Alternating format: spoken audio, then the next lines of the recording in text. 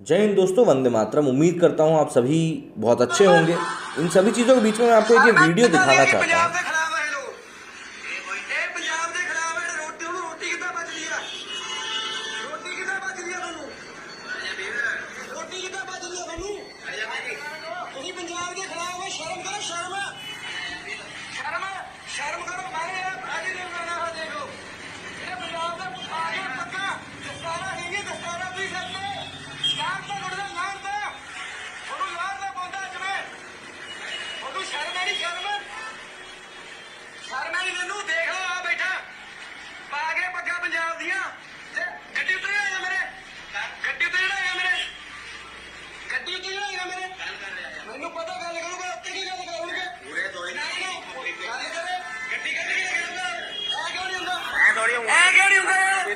ये एक महाशय हैं जिन्होंने कल अजय देवगन की गाड़ी का रास्ता रोका। इनका नाम है राजदीप सिंह, पंजाब से बिलोंग करते हैं। इनको पुलिस ने अब गिरफ्तार कर लिया है। करीब 15 मिनट तक इन्होंने ये पूरा ड्रामा चलाया। इनका कहना ये था कि भाई अजय देवगन जो है किसानों के बारे में कुछ भी नहीं कह रहे हैं, किसानों को सपोर्ट नहीं कर रहे हैं, इसीलिए वो खराब है और उनका खाना कैसे पचता है।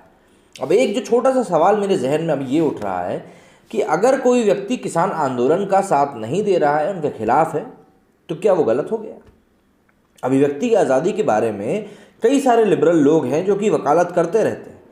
वही लोग बार बार कहते हैं कि भैया ज़रूरी तो नहीं है कि हम इस चीज़ को सपोर्ट ही करें। तो क्या यहाँ पे वो चीज़ गायब हो जाती है? और ये चीज़ क्या सही है, क्या शोभनीय है कि आप किसी व्यक्ति का रास्ता रोक कर उसे गाली गलौज करना शुरू कर दो? सबसे पहले मैं आपको पूरी खबर पढ़ के बता देता हूँ, उसके बाद इस बारे में विस्तृत चर्चा करेंगे। मुंबई में एक व्यक्ति ने अजय देवगन की कार रोक दी और उनके खिलाफ टिप्पणी करने लगा, जिसके बाद मुंबई पुलिस ने उसे गिरफ्तार कर लिया। हालांकि उसे थोड़ी ही देर बाद जमानत भी मिल गई। ये मामला मुंबई के गोरेगांव क्षेत्र का है, जहां अजय देवगन अपनी कार से जा रहे थे। राजदीप रमेश सिंह नामक व्यक्ति ने किसान आंदोलन का समर्थन ना करने और देश के पक्ष में ट्वीट करने पर अजय देवगन की कार रोकी और चिल्ला-चोट करने लगा। उक्त व्यक्ति द्वारा अजय देवगन की कार रोकने के बाद वहां पर ट्रैफिक भी रुक गया और कई लोग वीडियो बनाने लगे। इस दौरान उक्त व्यक्ति ये भी कह रहा था कि ये देखो अजय देवगन है, रोटी कैसे पचती है तुम्हें। भाइयों ये देख लो, जो लोग पंजाब के खिलाफ हैं उन्हें रोटी कैसे पचती है। शर्म करो शर्म, पगड़ी है सिर पर, लानत है तुम पर, लानत है। शर्म है कि नहीं तुम्हें, गाड़ी चढ़ाएगा तू मेरे ऊपर। इस तरह की बातें राजदीप वहाँ पे करते हुए दिखाई दे रहे हैं। राजदीप पेशे से एक ऑटो ड्राइवर है। ये घटना मंगलवार मतलब 2 मार्च 2021 को सुबह 8:55 में संतोष नगर क्षेत्र में हुई थी। अजय देवगन फिल्म सिटी जा रहे थे, तभी अपनी ऑटो लेकर जा रहे राजदीप रमेश सिंह ने उनकी कार देख ली, जिसके बाद वो ऑटो से निकलकर हंगामा मचाने लगे। किसान आंदोलन का समर्थन ना करने के नाम पर वो बार बार अजय देवगन से बाहर निकलकर बहस करने को कह रहे थे। दिंडोशी पुलिस थाने में उनके खिलाफ गालियां बकने का मामला दर्ज किया गया है। दरअसल बॉलीवुड के दिग्गज अभिनेता अक्षय कुमार, अजय देवगन, सुनील शेट्टी, करण जौहर, एकता कपूर, कैलाश खेर और कई अन्य सितारों ने कई अंतर्राष्ट्रीय हस्तियों द्वारा भारत के खिलाफ किए जा रहे दुष्प्रचार का करारा जवाब दिया था और भारत का समर्थन करते हुए एकजुटता दिखाई थी। रियाना, ग्रेटा थंबर्ग, मिया खलीफा और मीना हैरिस जैसे लोगों ने भारत के खिलाफ प्रोपेगेंडा चलाया था, जिनका इन सेलेब्स ने जवाब दिया था। तब अजय देवगन ने ट्वीट करते हुए लिखा था कि भारत या भारतीय नीतियों के खिलाफ किसी भी प्रकार के झूठे प्रचार की तरफ ध्यान ना दें। ऐसे समय में ज़रूरी है कि हम सभी एकजुट रहें। भारत साथ है, भारत प्रोपेगेंडा के खिलाफ है। इस ट्वीट के कारण उक्त व्यक्ति गुस्साया हुआ था और उसने अजय देवगन की कार रोक डाली थी। तो इस तरह की पूरी घटना थी जो कि सामने होकर आई है। कल मुंबई की घटना है।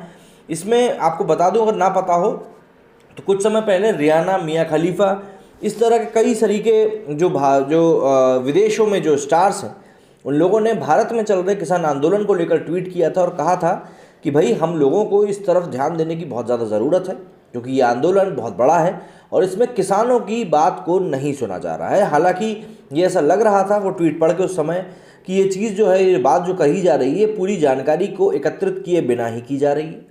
और ये चीज़ें बाद में जब टूल किट का बात निकल के सामने आई, उसके बाद ये चीज़ क्लियर भी हो गई कि ये चीज़ें किन बातों के तहत करी जा रही थी, क्योंकि जानकारी अधूरी होना भी बहुत खतरनाक होता है। और यहाँ पे वो साफ तौर पे दिखा कि किस तरीके से वर्ड टू वर्ड यहाँ पे बताया गया लोगों को और उस तरीके से चेप दिया गया इन लोगों के द्वारा।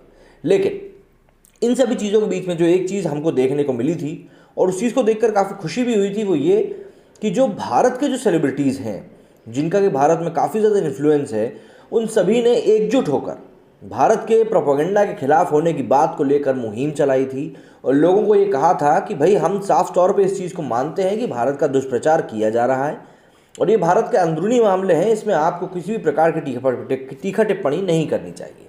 क्योंकि ऐसा नहीं है कि दूसरे देशों में जहाँ से रियाना आती हैं वो देश भी अपने आप में कोई बहुत ज़्यादा डेवलप्ड नहीं है, वहाँ पर भी कई सारी ऐसी चीज़ें हैं जो चलती रहती हैं।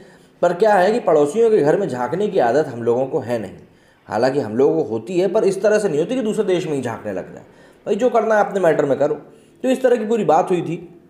इन्हीं सब बातों को लेकर ये महाशय जो थे, जो कि ऑटो ड्राइवर हैं वहाँ पेशे से, वो बहुत ज़्यादा गुस्साए हुए थे और उन्होंने आके इस तरह की बातें कह दी कि भाई आप पंजाब के खिलाफ हो, आप किसानों के खिलाफ हो। तो एक बात, इन महाशय की बात सुनकर जो मेरे दिमाग में बात आई वो ये कि क्या किसान सिर्फ और सिर्फ पंजाब में ही होते हैं, उसके अलावा कहीं किसान नहीं होते?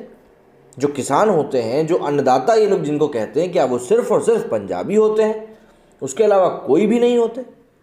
क्योंकि अगर मैं किसी का अन्न खा रहा हूँ तो भाई मैं तो पंजाबी का नहीं खा रहा, मैं तो अपने लोकल एमपी के किसी का खा रहा हूँ। तो क्या मैं पंजाब के खिलाफ हो गया? क्या मैं किसानों के खिलाफ हो गया? मुझे ऐसा बिल्कुल भी नहीं लगता। लेकिन अगर आप ये एक बात फैलाना चाहते हो कि भाई अगर आप किसानों के लिए बनाए हुए बिलों के खिलाफ हो तो आप पंजाब के खिलाफ हो, तो ये मेरे बिल्कुल बात समझ में नहीं आती। क्योंकि देखिए हर एक चीज़ को लेकर जो कि पॉलिटिकल है, सभी का अपना अपना एक व्यू होता है। आपको किसी पार्टी का काम पसंद है, आपको किसी पार्टी का काम नहीं पसंद है, या फिर हो सकता है आपको कोई पार्टी ही पसंद ना हो तो आपके लिए नोटा जैसी चीज़ भी है। तो ऐसे में आप क्या शो करना चाह रहे हो? भाई अगर कोई व्यक्ति अपने विचारों को रखना चाहता है, अपने देश के लिए कुछ बात कहना चाहता है, तो आप उसको इस तरीके से डराइए धमकाइए कि कल को वो ऐसा ट्वीट करने के पहले सोचे। लेकिन नहीं, भाई साहब तो चढ़ गए, तुम मेरे ऊपर गाड़ी चढ़ाएगा, जबकि गाड़ी कोई नहीं चढ़ा रहा था, सिर्फ भतौले मारने थे इनको वहाँ खड़े होकर। ऐसा लग रहा था गप्पे मारने के लिए कोई मिल नहीं रहा था, फ्रस्टे आए हुए थे कि भैया बम्बई से बाहर जा नहीं पा रहे हैं, कोरोना काल चल रहा है, तो ऐसे ही कुछ कर दो। भाई ये कोई तरीका नहीं होता है। कल को आप कहीं अपने किसी काम पे जा रहे हैं और कोई व्यक्ति आपको ऐसे रोक कर बातें सुनाना शुरू कर दे, तो एक बार के लिए ज़रा सोच के देखिए कि आप क्या सोचेंगे। क्योंकि ये बातें कोई आम बातें नहीं हैं। इस तरह की बातें आजकल काफ़ी ज़्यादा बढ़ती जा रही हैं, क्योंकि लोगों के अंदर जो है गुस्सा उबलता जा रहा है और धीरे धीरे बढ़ता जा रहा है, जिसको कि जो एक कंडीशन लोगों को दिखनी चाहिए वो दिख नहीं पा रही है और जो उनको करना चाहिए वो कर नहीं पा रहे हैं। सारी सी बात है, इसमें गुस्सा तो उबलेगा ही। लेकिन इस तरह की घटनाओं को आपको अवॉइड करना चाहिए और मैं भी इन चीज़ों की कड़ी निंदा करता हूँ।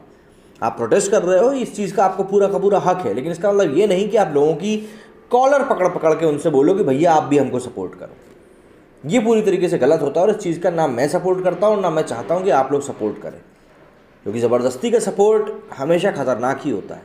अगर आप किसी चीज़ का सपोर्ट नहीं करते और आपको कहा जाए भैया नहीं तुमको तो इसको सपोर्ट करना होगा, ज़रा एक मिनट के लिए आप खुद ही सोच के देखें कि आप क्या उस चीज़ को जेन्युइनली सपोर्ट कर पाओगे? मुझे नहीं लगता कर पाओगे। और फिर जिस तरीके प्रोपेगेंडा वाली बातें निकल के सामने आई थी, उन सभी बातों से तो ऐसा ही लगता है कि इन चीज़ों से कुछ हो ना पाएगा। उम्मीद करता हूँ जो बात मैं आपको समझाना चाहता था आप समझ गए होंगे। मेरी इस वीडियो में फिलहाल इतना ही। जय हिंद, जय भारत।